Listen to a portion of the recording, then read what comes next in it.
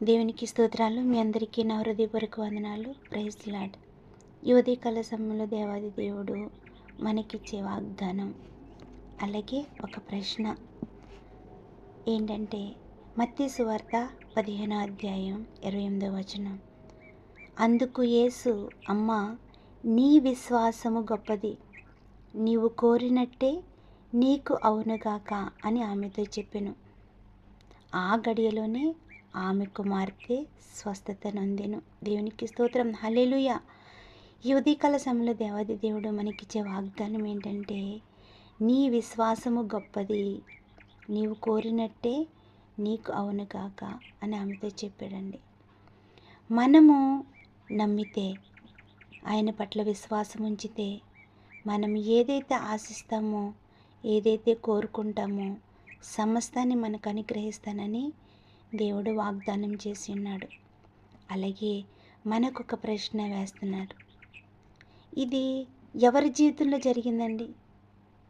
అమ్మా అని సంబోధించి పలికిన వ్యక్తి ఎవరు? ఒక కానాను స్త్రీ. దేవుని ప్రజల్లో కోరలేదండి ఆవిడ.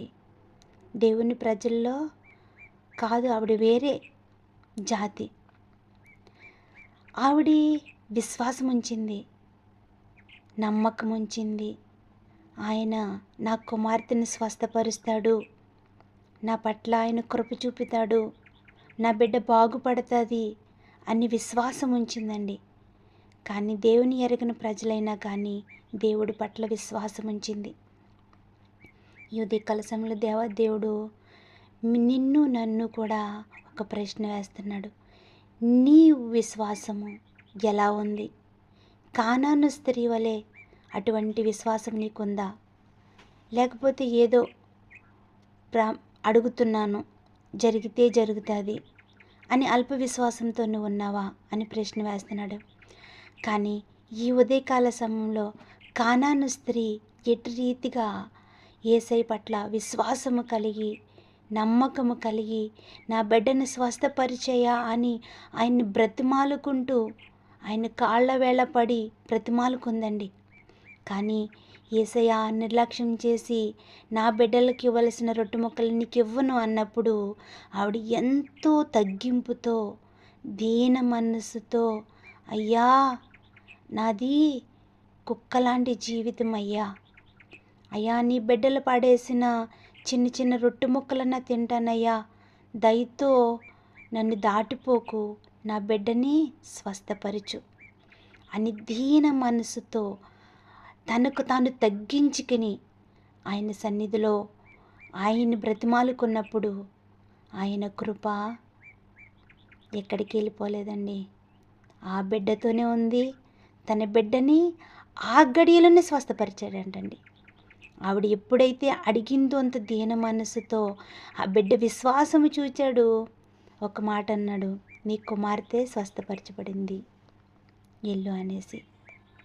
అటు రీతిగానే మనం కూడా ఈ ఉదయకాల సమయంలో విశ్వాసం కలిగి ఉండాలండి.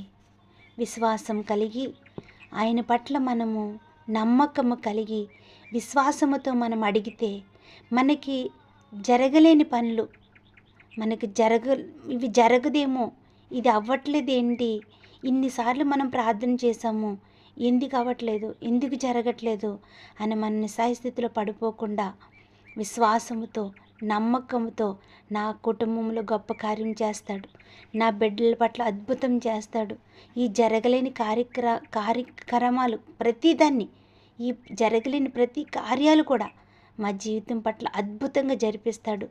నాకు స్వస్థత జరగలేదు అని అనుకుంటున్నాను, కానీ నా దేవాది దేవుడు నన్ను స్వస్థపరిచే దేవుడు అని కానాను స్త్రీ ఈ రీతిగా యేసయ్య పట్ల విశ్వాసము కలిగి నమ్మకముతో నిరీక్షణతో ఉందో, మనము కూడా ఈ ఉదయకాల సమయంలో ఆయన సన్నిధిలో నమ్మకము, విశ్వాసము కలిగి నిరీక్షణ కలిగి ఉన్నప్పుడు మన కుటుంబాల పట్ల కూడా ఆయన గొప్ప కార్యం చేయడానికి సంసిద్ధుడిగా ఉన్నాడు.